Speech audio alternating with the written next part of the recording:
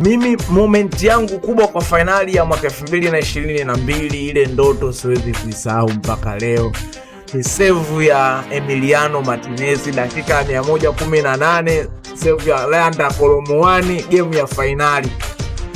Ile ni hadithi chungu sana kwa timu ya taifa ya Ufaransa kusahau. Ni moment gani kwako ilikuwa kali zaidi kwenye World Cup ya mwaka 2022? Unatamani siku ya tarehe 11 iwe marudio? Mimi si Mfaransa, naambia. Hata kule mtaani nijue nilikuwa nasema kama inatokea tukamwita Colomwani sitaangalia Faransa. Acha basi. Nilisema tu kabla kikosi kijatoka. Acha bana. Nilisema kwamba kama inatokea ukocha akamwita Colomwani sitaifuatilia Faransa. Nitaitoa katika zile timu tatu. Jamani. Unajua kwa striker. Ukishafika kwa striker.